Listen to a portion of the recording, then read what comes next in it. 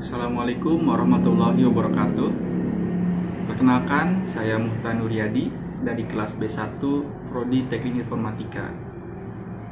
Di sini saya akan menjelaskan tentang materi sistem bilangan, mulai dari apa itu pengertiannya, kemudian macam-macamnya, dan bagaimana cara untuk menghitungnya. Baik, kita langsung saja ke materinya. Yang pertama, yaitu pengertian sistem bilangan. Apa sih yang dimaksud dengan sistem bilangan itu?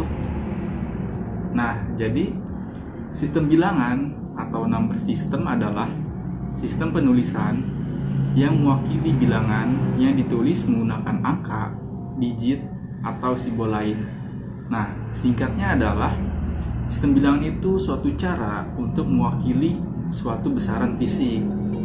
Nah, di sistem bilangan ini menggunakan suatu bilangan dasar atau basis seperti basis 10, basis 2, basis 8, dan basis 16.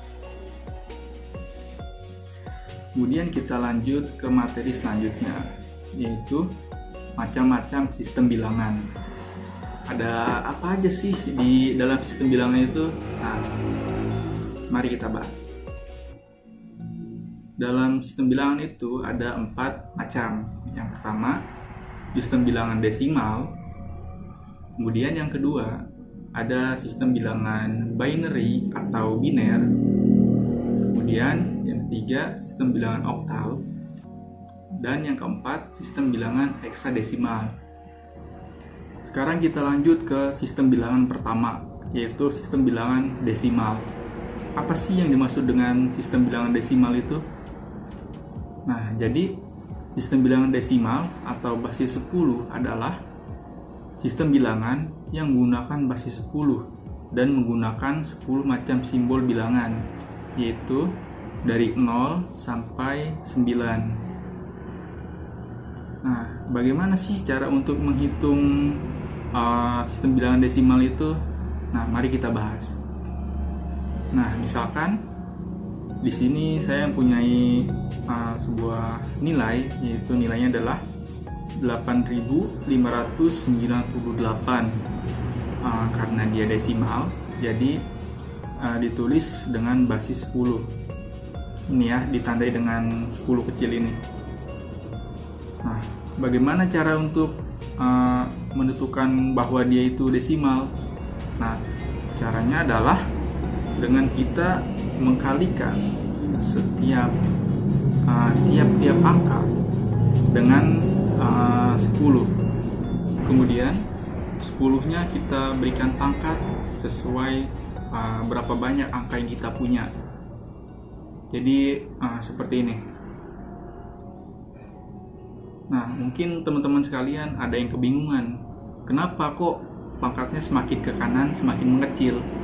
Nah, angka yang paling kanan itu merupakan angka yang memiliki bobot terkecil, sehingga semakin ke kiri bobot kepangkatannya semakin besar.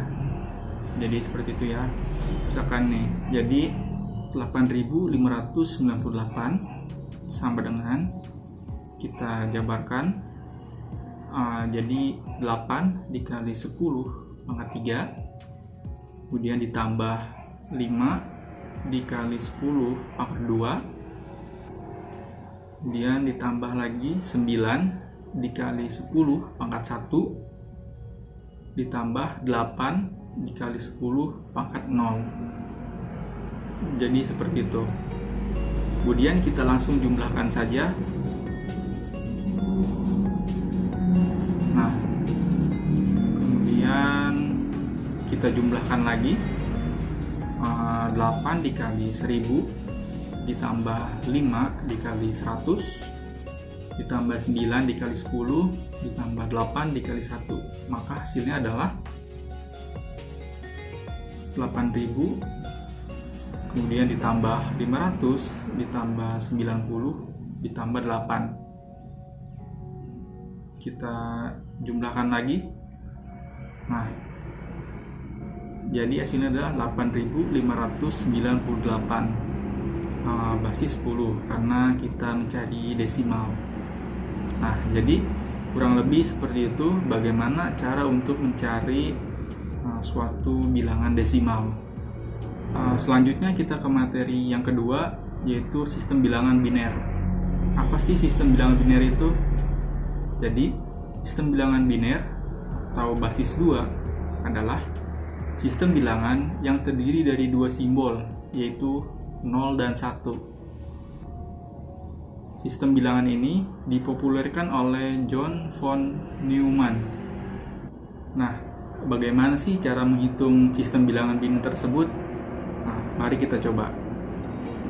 Di sini saya misalkan punya nilai 1001 karena dia sistem bilangan biner, maka basisnya adalah 2. Maka ditulis 2 kecil di sampingnya ya. Kemudian mari kita konversikan dari bilangan biner tersebut ke dalam bilangan desimal. Caranya masih sama seperti tadi, hanya saja kita ganti angka 10 tadi menggunakan angka 2 karena dalam biner itu menggunakan basis 2. Maka hasilnya adalah seperti ini. Masih sama ya seperti tadi. Setiap angkanya dikalikan dengan 2, kemudian dipangkatkan, masih sama. Kemudian kita jumlahkan. Kemudian kita jumlahkan lagi. Nah, didapat hasilnya adalah 8 ditambah 0 ditambah 0 tambah 1. Maka hasilnya adalah 9 basis 10 atau desimal. Nah, itu untuk yang sistem bilangan biner. Selanjutnya kita ke sistem bilangan oktal. Apa sih yang dimaksud sistem bilangan oktal itu? Nah, jadi sistem bilangan oktal basis 8 adalah sistem bilangan yang terdiri dari 8 simbol, yaitu dari 0 sampai 7. Nah, bagaimana cara menghitung sistem bilangan oktal tersebut? Cara menghitungnya adalah sebagai berikut. Misalkan kita mempunyai nilai 1021. Karena dia bilangan oktal, maka dia memiliki basis 8. Kita tulis 8 kecil di sampingnya. Kemudian untuk menghitungnya masih sama seperti tadi. Tiap-tiap angkanya dikalikan satu persatu. Hanya saja karena dia basisnya oktal, maka diganti menjadi kali 8, dan seterusnya itu masih sama seperti tadi, sehingga didapat seperti ini. Kita jumlahkan lagi, didapat 512 ditambah 0 ditambah 16 ditambah 1. Maka hasilnya adalah 529 basis 10 karena desimal.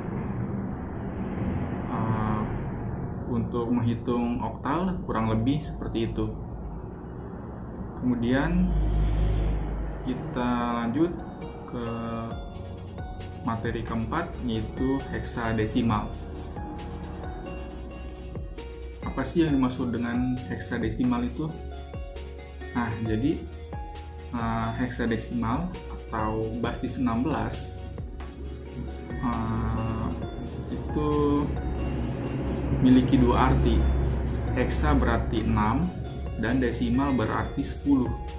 Adalah sistem bilangan yang terdiri dari 16 simbol, yaitu dari 0 sampai 9 dan dari A sampai F. Nah, kalau teman-teman perhatikan, ada yang membedakan sistem bilangan heksadesimal dengan sistem bilangan yang lainnya, yaitu heksadesimal setelah sistem bilangan ke-10 itu tidak dilanjut dengan sistem bilangan 11, 12, 13, dan seterusnya, melainkan dirubah ke huruf, yaitu A, B, C, D, E, dan F. Nah, pada sistem bilangan heksadesimal memadukan dua unsur, yaitu angka dan huruf. Huruf A mewakili angka 10, B mewakili angka 11, dan seterusnya sampai huruf F. Adapun cara menghitung heksadesimal adalah sebagai berikut. Misalkan di sini contohnya adalah 9 AF basis 16 karena sistem bilangannya adalah heksadesimal. Kemudian caranya masih sama seperti sistem bilangan sebelum-sebelumnya, tinggal kita ganti basisnya dengan 16. Maka 9AF sama dengan kita kalikan satu per satu.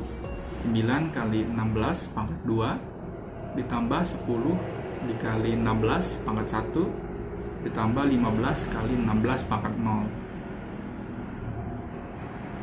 Maka 9 dikali 256 ditambah 3 dikali 16 ditambah 15 dikali 1 sama dengan 2304 ditambah 160 ditambah 15. Maka hasilnya adalah 2479 basis 10 karena desimal. Ya, kurang lebih seperti itu cara menghitung untuk mencari sistem bilangan heksadesimal. Cukup sekian dari saya. Semoga ilmu yang saya sampaikan dapat bermanfaat bagi teman-teman sekalian. Kurang lebihnya mohon maaf. Wassalamualaikum warahmatullahi wabarakatuh.